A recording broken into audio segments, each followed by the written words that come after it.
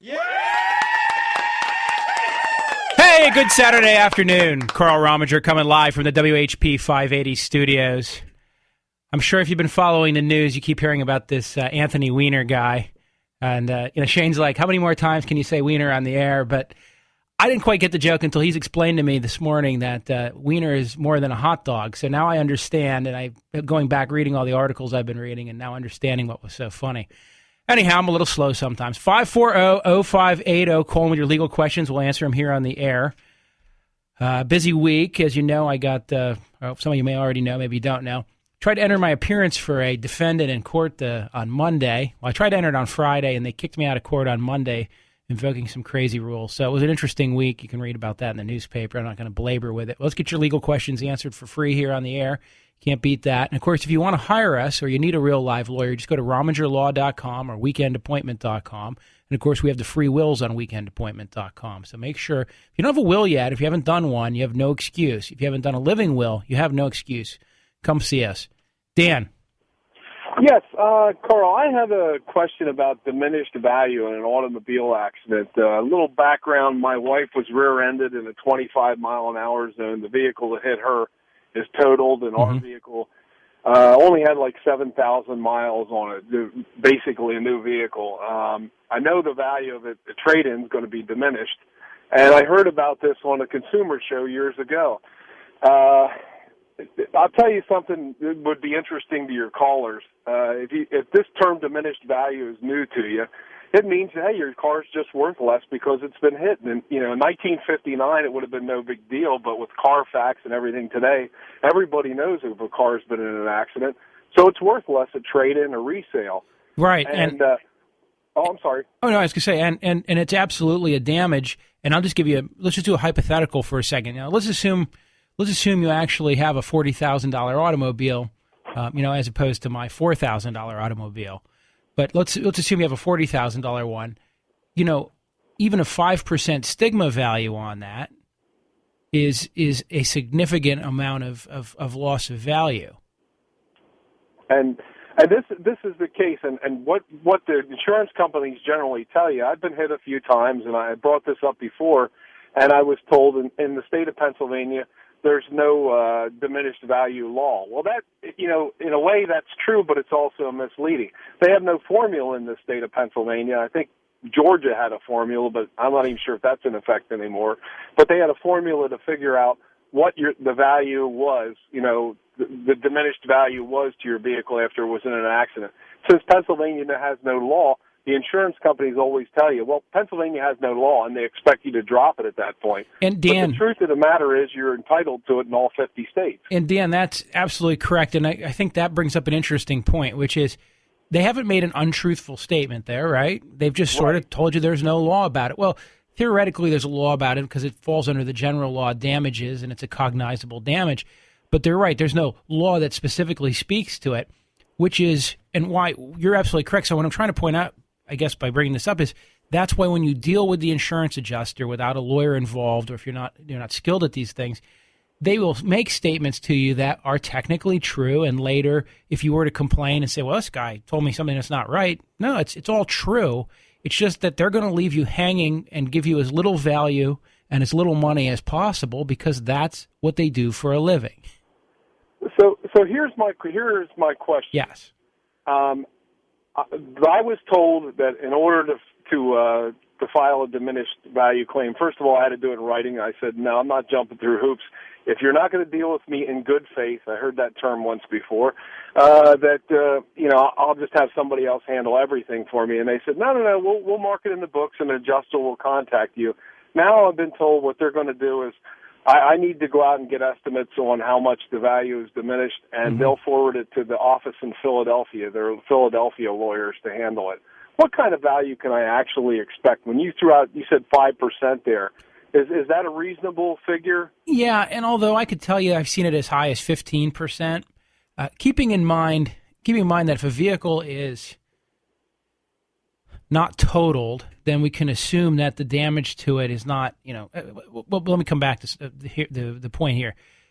If you have a vehicle, let's say worth $10,000, it doesn't need a lot of damage on it to be totaled, right?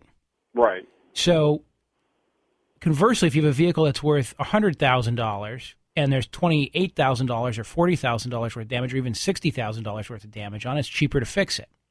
Mm-hmm. So the stigma value on a more expensive vehicle is obviously going to be greater, because it's going to be very rare that you would actually have comparables or actual stigma value on cars that are of little value, because we expect that they're going to be totaled if they're seriously hurt or seriously damaged.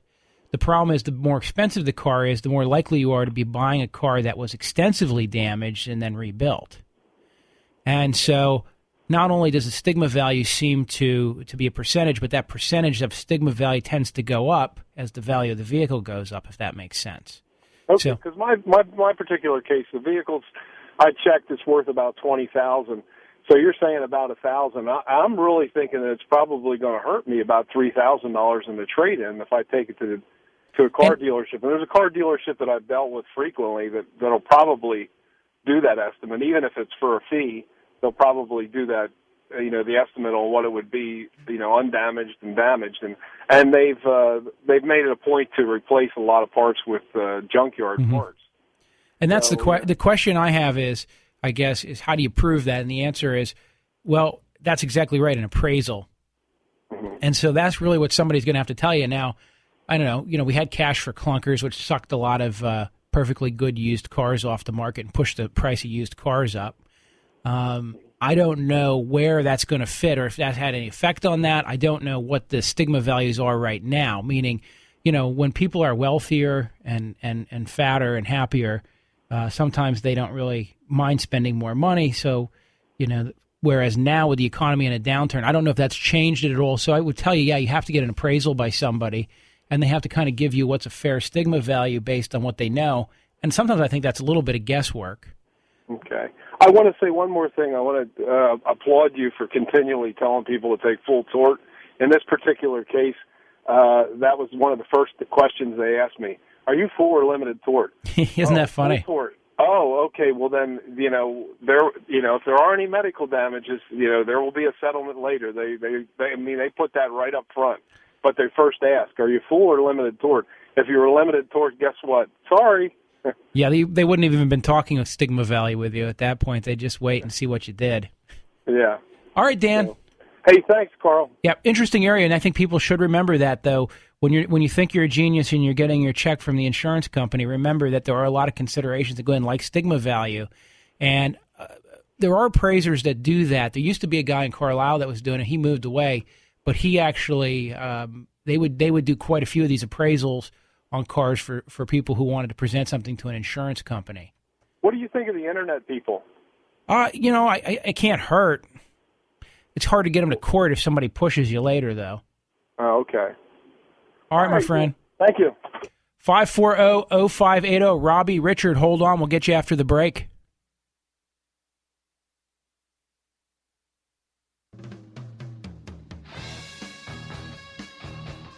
Hey, welcome back. 540-0580. We'll go right to the phones here because I know we got people holding patiently. Robbie. Yes. What's going on, brother? Nothing much. The question I have is it has to do with, I work in construction, and right now we're doing a really big job where they're just throwing overtime at us. Right. I'm concerned about is if my ex-wife finds out about this, that she's going to try and take me back to domestics to have my child support raised because of all the overtime, which isn't a regular thing. Okay, well, let me explain it this way. Whether it's regular or not, theoretically, it's income, and so it's calculable into your support.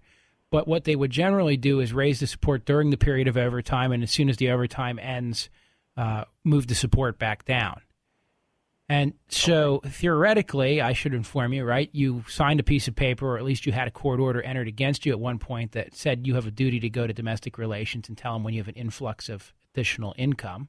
I'm sure you've already done that, at which time they will invite you back to do a recalculation. Now, let's just talk about overtime in general. A lot of counties' policy is not to count 100% of the overtime in the initial calculations, but instead to do half of the overtime, which tends to level that out and be a little fairer, if that makes sense, recognizing that most of the time overtime is not a guaranteed item and it tends to fluctuate. And by doing that, they avoid having to continuously recalculate. Because if they don't put the overtime on and then somebody finds out you're getting a ton of overtime, then they want to come back. Conversely, if your overtime slows down a little bit, you want to go back. But if everybody splits the difference, it tends to level it out. So that seems to be a running policy that I've noticed recently. But realistically, let's assume she finds out about it, or you disclose it voluntarily and you go in, your child support payment goes up commensurate with your additional income. As soon as it falls, it should go back down. Okay. That's the law. So it's just a point of making sure you have to go back into domestics and just redo everything over and over again. Yeah. And, of course, I should tell you, too, if you perchance forgot to call up domestic relations and tell them about it, the law does say that generally we go to the time of filing for a modification, but if somebody's failed to disclose a change of income, we can go retroactive to when the change in income occurred. Okay. All right, brother. I understand. Thank you. All right. Yeah, I mean, what do you do? I mean, it stinks to pay child support, and there's very little control over how the other side spends the money, which is why I understand why people don't like to pay it. The flip side is those little suckers have to eat, and they definitely are more expensive than you realize, particularly when you have to just write one big check for them. Richard. Hi, Carl. Hey, what's going on? Question regarding workman's comp. Yeah.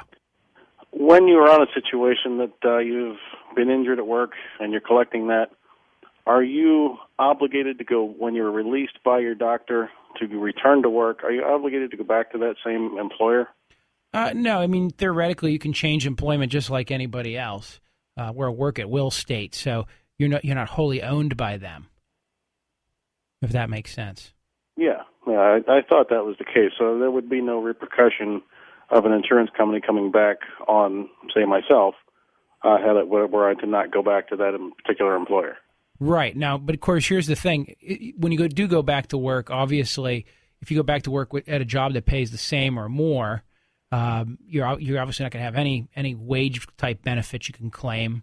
And if you're on permanent, or if you're permanently disabled somehow and the new job can't adequately replace the old job, then we'd have to talk to one of my workers' comp pro friends, so to speak, who might have a little more insight on that. But generally speaking, no, you're not any danger of having to go back to that particular job once released to work. Right, that's what I thought. All right. Okay, very good. All right, take care, man. Thank you. 540-0580, Carl Rominger answering your legal questions here on the air. Of course, don't forget, we have a Rominger and Associates fan page on Facebook. So if you get a chance, stop by, check it out on Facebook. Shane posts some pretty good content up on there. And we just posted on our website, which we also just highlighted on Facebook, a report on out-of-state custody orders.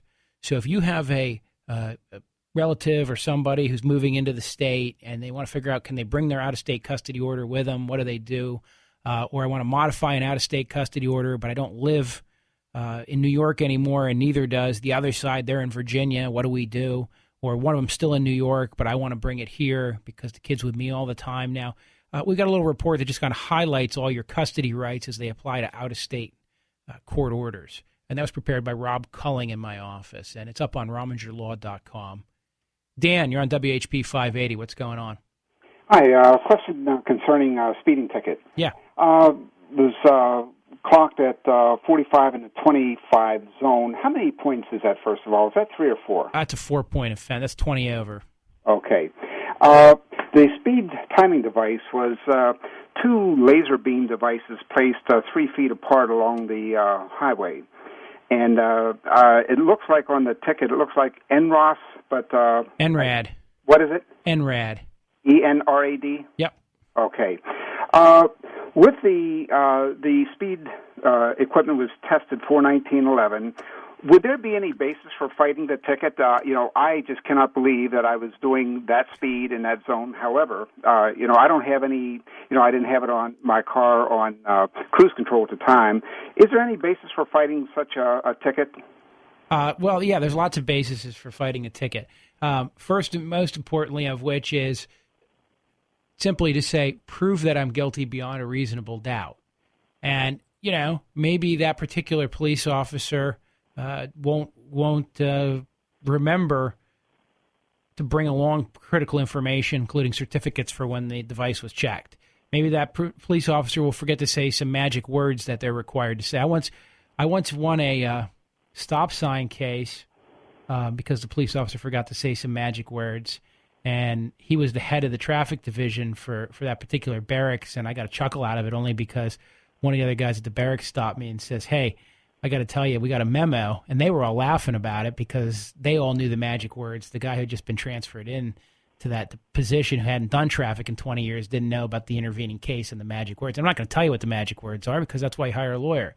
But the point is, there are certain things that they have to say, and they have to ask the judge to do, or else they can't win the case. Now, why is it that police officers don't always do it right? Well, the answer is because 82% or 92% or some huge percentage of all traffic tickets are never fought, right? Right. And just like a boxer, if you don't have any sparring rounds when it comes down to the big fight, you're not going to be nearly as good, and that's what happens. So that's the one reason to fight. But let's not talk about fighting. Why don't we talk about resolving? Okay. So, guy like me, I walk in and I'll sometimes say, "Hey, listen, officer, Dan seems like a nice guy. I looked at his record. This is not his 47th speeding ticket. It's only his second in 10 years. He was a little rushed to go to work, and the only reason he hired me is he's concerned about the points and the effect on his insurance." And a lot of times the police officer will say, "Yeah, he was nice. He didn't ask me why I wasn't out busting crack dealers, and he didn't spit at me, and he signed the yellow ticket, didn't throw the pen back at me. So for all those reasons, yeah, I'll cut Dan a break. I'll tell you what, Carl, I won't do 4 points. I'll do 2 points. So we'll." And then I remember there's no 2-point offense for speeding. I think they all start at, or 1 point rather. There's no, so let's go 10 over, and he can have 2 points. Oh man, I was really hoping. So my point is, yeah, they can usually be negotiated. Okay.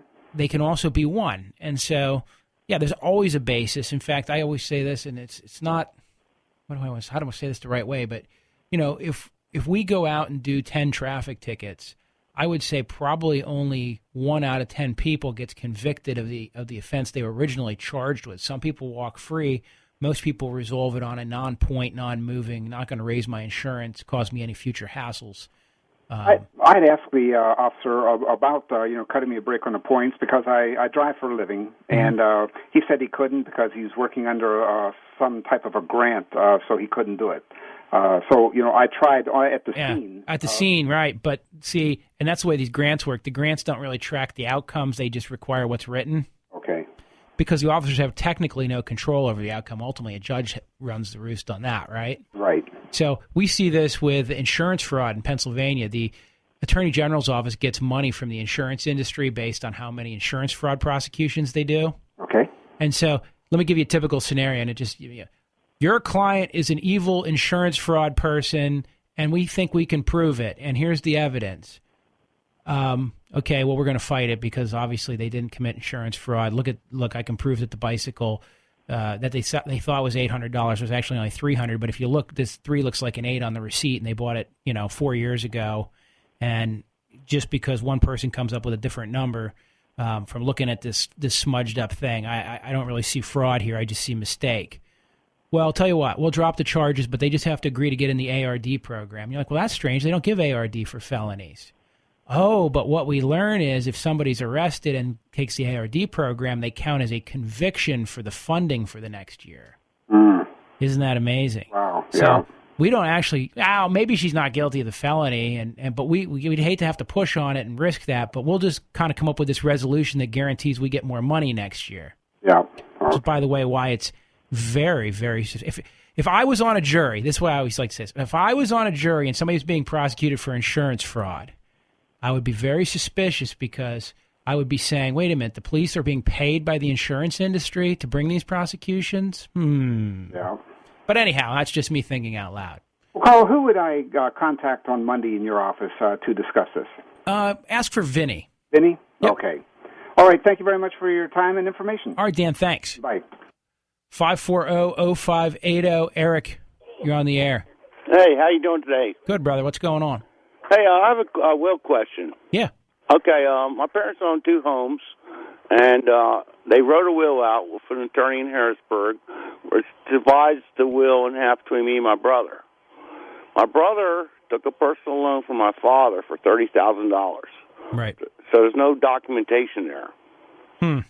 Okay. So if something would happen to my father, could my mother change the will where that $30,000 is divided into me too? Yep, absolutely. Okay. Yeah, she could simply say, Eric gets the first $30,000, and then we divide everything else between the two boys, it being noted that the personal loan is accounted for. Now, of course, if your brother pays back the money, or she could say in there, basically something along the line, or they could get him to agree to reduce it to writing. I mean, there's a lot of different ways you could do it, but certainly, yes, she could acknowledge in her will that she wants to give more to one son than the other, and possibly even put a reason in there saying, we gave to Eric, whatever your brother's name is, we gave to Bob. John. John. We gave to John Smith X dollars in his lifetime, which have remained unpaid. But I think the best way to say it, but I'm just thinking out loud, is I would hate to make it sound like the gift is contingent. I'd just say, we're giving one son more than the other, and that's just the way it is. Oh, no. It's not a gift, trust me. But, but I mean, to even it out, more to you than to him.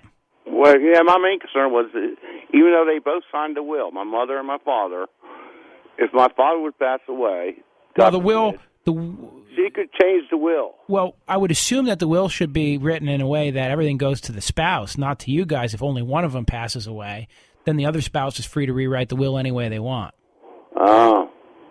Okay. If they both die together, then you're stuck. Yeah. All right, man, I got a break. All right, thank you. 540-0580. I'll see you after the break.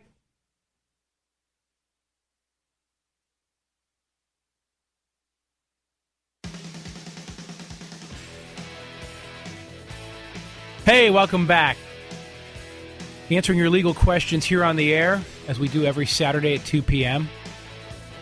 And we want to remind you to go to RomigerLaw.com, where you can check out what is a relatively new website, 717 Design, put that together for us out of Carlisle. Zach and the guys there. If you need a website, just go to our website, go to the bottom and click through to their stuff. Shane's shaking his head. They do some really nice stuff. They've done a great job for us. We're putting a couple 717studios.com. Is that what it is? Got it. Yeah, see, Shane's on the ball. Todd. Yes. Yep, you're on the air, brother. Okay, good afternoon. How are you? Well, I'm doing pretty good. Way back on New Year's Day, my wife and I were out for a walk, and we went past the house, and these three pit bulls came running out of the house. The door opened up. Three pit bulls came out. They were on the road, acting aggressively, surrounding us. In the course of all that, I took a swing at one of them. Okay. I decided I needed to go on the offensive. I actually tried to take his head off with my foot, and I missed. There was never actually any contact between myself or my wife and the dogs. Once the dogs got rounded up, I kind of expected the owner to be apologetic. Instead, he was in my face, pointing his finger, and said, "If I ever see you take a swing at one of my dogs again, I will lay you out." Okay. I went to the police. I filled out a written statement of what happened, and after 5 months of hearing nothing, I went back to the police department, township police, and I, try to find out the outcome. Well, it turns out the officer decided to not do anything about this. Mm-hmm. So my question is issuing such a threat, which I took as a threat, is that against the violation of the law, or is it protected free speech? Well, it could potentially be a violation of the law, but violations of the law don't have to be prosecuted. And I always get in this fight with Bob Durgan. Just because somebody violates the law doesn't mean anything happens. And so if you're an illegal immigrant and you happen to be living in the United States, there's no requirement that the president kick you out. There's no requirement that the president seal the borders. It just is a fact that you're here illegally. So Right. The fact that he issued the threat may have been an illegal action, but whether it's going to be prosecuted or not is a call by the executive branch. I see. And it's discretionary. In other words, the district attorney doesn't have to prosecute any particular crime. In fact, the district attorney in Philadelphia recently said he's not going to prosecute marijuana under the state law anymore. Instead, they're going to handle it in their own little local fashion. I see. And so, yeah, you're kind of on the receiving end of a situation where the police just don't want to get involved. Well, it was just hard for me to believe when I think about it that had the person issuing the complaint would have been, say, one of the township supervisors, I just wonder if the outcome would have been the same. In which case, let me stop you for a second. Let me point. You're right. In our system, sometimes people get treated differently because of who they are, who they know, and theoretically, that's not supposed to happen, right? Well, yeah, because I feel that I'm perhaps not being afforded equal protection under the law. Well, it's not a question of equal protection. It's that this is just whether they're going to prosecute this other guy for his bad act. Right. But I understand what you're saying is, but how are you going to prove that? Because I guess I can. Do you want, and I guess, Todd, let me turn it around on you for a second. Do you want to live in a world where the police officer feels constrained to charge everybody based on what everybody tells them? In other words, if I went to a police officer and said, hey, Shane spat at me the other day, I want him arrested, and technically it's a violation of this law. So we have to have discretion in the system, or else everybody's going to get arrested every day based on some cockamamie thing that somebody told the police. Well, so we can't have a system that just automatically requires him to believe you, or requires him automatically. He might believe you, but then say, yeah, but I'm not sure how I'm going to prove it beyond a reasonable doubt. Right, but see, one thing that really bothered me is 5 months went by and I heard absolutely nothing. Well, that's just poor communication. The officer never let me know whether he had even spoken to this right. individual. As I said, it's poor communication. I heard nothing. But you can't sue him for that either. Right. I mean, remember, the police have qualified immunity. They're benevolent and they protect everybody, and you can't just sue them. I mean, that's I'm going to go to my next township supervisors meeting and air this publicly, and I figure that's about all I can do. That is my usual advice to people in your situation, which is you don't have a legal route, but you have a political remedy. Right. And if enough people have similar experiences, like I'll give you an example. If everybody in the township comes in and says, Officer Smith never calls anybody and tells them what's going on with the case and never follows up, the chief of police will get bumped by the supervisor. You're going to say, hey, one of your officers is just getting a bad rap out there. What's going on? Either fire him or give him some counseling and make sure he's following up on these things to at least let people know, listen, I looked into it. It's pretty clear what he did was illegal. I have some concerns on how we prove it. He's going to argue that you kicked at his dog, and that caused him to become emotionally upset. And So I just don't want to waste my limited prosecutorial time on it, Todd, but I do feel for you. That would have been nice, right? Exactly, and that's all that I was ever expecting from him. In fact, had he charged the fellow, I had made my mind up that at any hearing, if the owner of the dogs at that time was showing any kind of remorse about this, that I would have asked the district magistrate to drop the charges. I know a lot of women in domestic violence situations do the same thing, Todd. But which is another thing that drives us nuts in the law enforcement business because. We don't like people calling the police and then turning the spigot off later on. But nonetheless, I do understand what you're saying, which is if this guy had kind of shown me that actually this was just a bad moment and he apologized, I wouldn't really want to see anything happen out of it. It was his attitude that even it was the attitude was the reason why I even went to the police in the first place. I hear you. All right, brother. Thanks. 540-0580. 540-0580. Get your legal questions answered for free here on the air. Weekend Appointment. I'm Carl Rominger. Some of you may be just joining us for the first time. If you are, make sure you go to weekendappointment.com, register, and get your free will kit. That's a real will written by me. You come meet with me. We put it together. We go over kind of how the laws work versus what you want to do and what potential estate you may have to distribute. Once in a while, for people, I have to advise them that a free, simple will is not what you need. You need some advanced estate planning. We move on from there. What we also do, though, is spend some time going over living will options and powers of attorneys. Also, if you already have a will but you haven't had it reviewed by a lawyer in a few years, it's a good time to do that as well. A lot of times I just kind of kick you back out of the office and say everything you got's fine. Other times I say, yeah, it's pretty good, but we could update a couple things here because, old Leroy's dead now, so we shouldn't maybe name him in the will, and we can sidestep around that. 540-0580. Foster. Yeah. What's going on, brother? How are you? Good. Hey, I got a question. I signed into a consignment contract a while back, for about 2 years now, with a comic book consignment company to get rid of my old comics. Okay. he valued them at over $1,000 and paid me up front for some of them that he wanted for his own personal collection, and the rest were to be get a check every couple months, every month or two, whenever he sold some of them for me. Right. I got checks about the first 6 months or so, and then the checks kind of stopped. So I tried calling him, and he told me he was moving to a new store, and he was. I saw it at the mall. He had a new store, and he was just starting it up. So I go, okay, that makes sense. A couple months, it's still no more checks. Tried calling him. He was no longer in the mall. His other store was gone. His phones are all disconnected. I can't get a hold of the guy at all. And according to the contract, if he goes bankrupt or anything besides an act of nature, I'm supposed to either get my money or my comics back. And I haven't seen or heard or even able to find anything about any of this. Gotcha. I don't know if there's a route I can go to try and find a guy to get my money back, because it's still almost $1,000 I'm owed that I could really use right now because my card just literally exploded. Right, and of course there's no great remedy here without expending some money. So what you need to do is either find him or pay somebody to find him. Okay. And so, of course, that may be an outlay of money.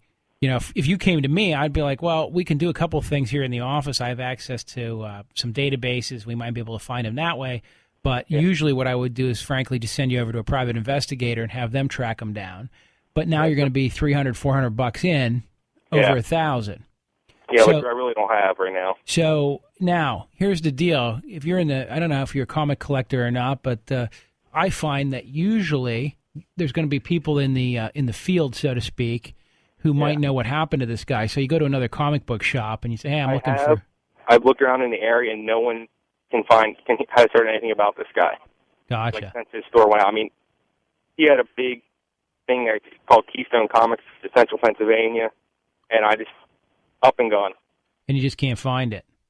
Yeah. Well, the answer is I would start by where he was located. Maybe that landlord could give you some leads. I tried looking at the mall, but they don't have any records. They have 4 stores through there now because the Harrisburg Mall in there. I tried that. Gotcha.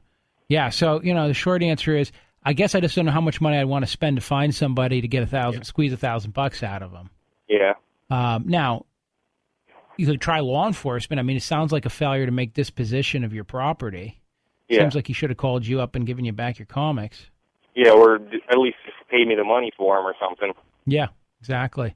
I mean, I wish I had a better answer for you, but again, if you were to hire me, and let's say it was $15,000 worth of comics. Yeah. Well, then I would say, okay, let's spend $500 and find him. Yeah. Then let's negotiate to get the return of your comic books, and if he doesn't have them, let's sue him, and let's hope he didn't somehow, sell them and not give you your money, because that may create a quasi-criminal action, but that's not going to help you in the short run. Okay. All right, man. Yep. Thank you. Hey, do you have any good comics in there? What'd you have? Oh, I had a Superman. I had a whole bunch of old Superman. I had the first 10 issues of the original Steel comics were in there.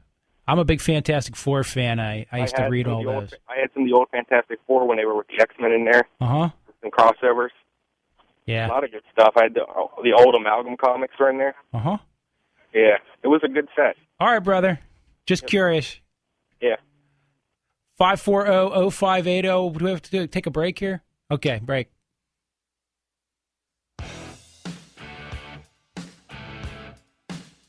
Hey, welcome back. Carl Rominger here, answering your legal questions. Ron, what's going on? Yes, Carl, I live in a residential home development. We have a home association with various bylaws and declaration of covenant, one of which deals with fences. Okay. All these covenants and bylaws were registered with the Recorder of Deeds in our county prior to the first home sold. The association, of course, was in place when the first home was sold by the developer.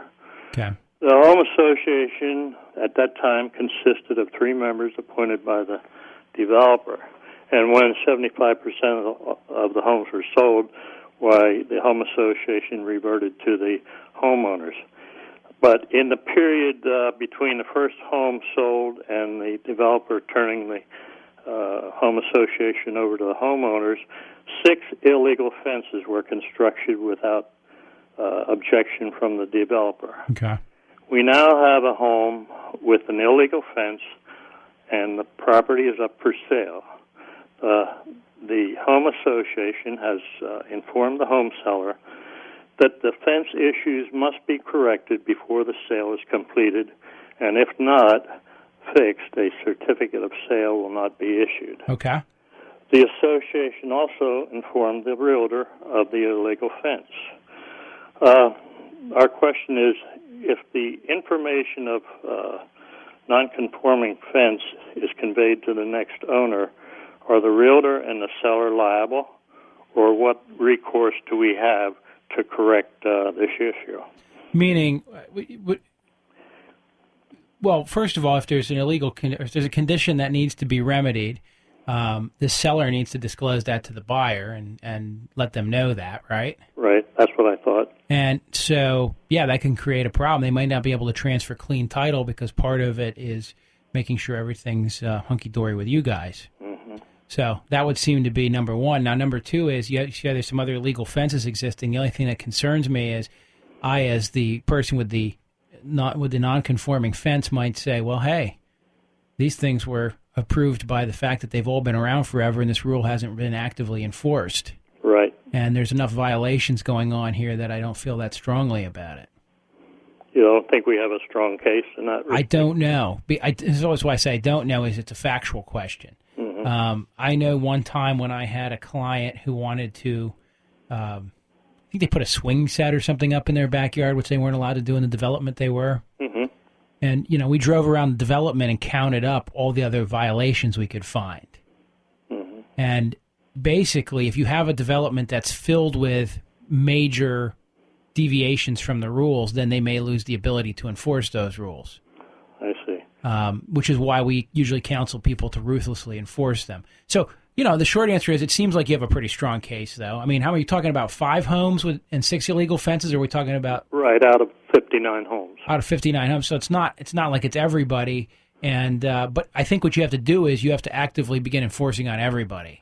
Well, in the past, when we had a complaint about a rule violation, we'd send those people a notice of violation, and sometimes it was corrected, sometimes it wasn't. But we would always wait until we got a complaint from somebody within the home association. Right. And right. So we would go after those people now if the seller says, well, so-and-so has a fence also that's illegal. Do you want to be the complainant? And we'll go after them, too. Right. So. Well, so those are just some thoughts. Okay. Thank you for Sounds like you guys are on the ball, though. Thank you. All right, take care. Let's see. 540-0580. Greg. Hello? Yeah. Hey, how you doing today? Good. Hey, listen, at my job, I had said an off-handed comment to a woman in jest.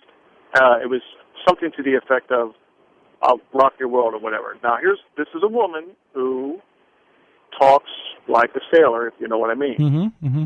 About 3 weeks later, she said something to my boss about it.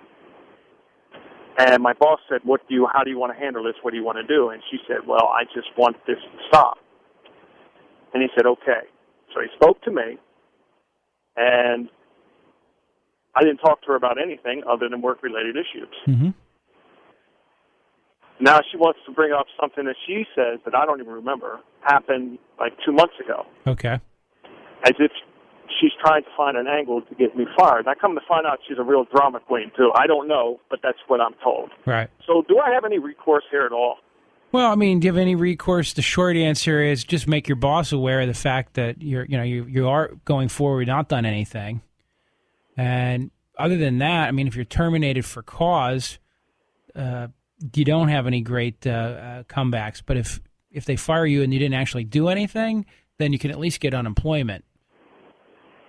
Yeah, but the idea is to keep my job. Yeah. You know what I mean? I mean, here's a woman from, I'm not kidding you, she talks like a sailor. She talks about but rude acts all the time. I mean, really. But that's not going to help you, and that's why you just got to avoid that. Yeah.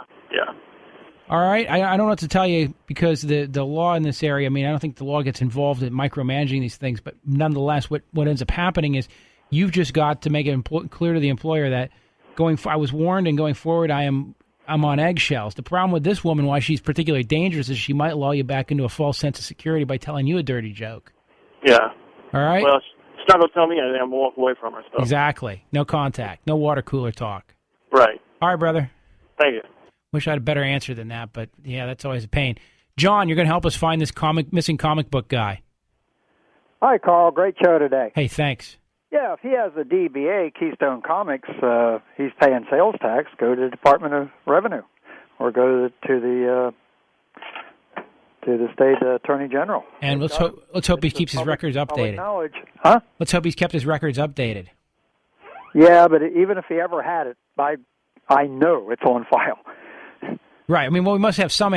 Listen. The short answer is these days, the way they database records, you can once you get a home address for somebody, I can figure out where you went next. Right. But that might be the quickest way. All right. No, thanks for the heads up. Okay. Say goodbye. Take care. Scott, you're on the air. Yeah, hi. Hey, what's going on, man? I've got a question for you. I was involved in I had purchased a home several years back through a realtor, and had gone through, looked at the home. They had bought the home and flipped the home completely over. It looked beautiful from the inside. Everything was nice.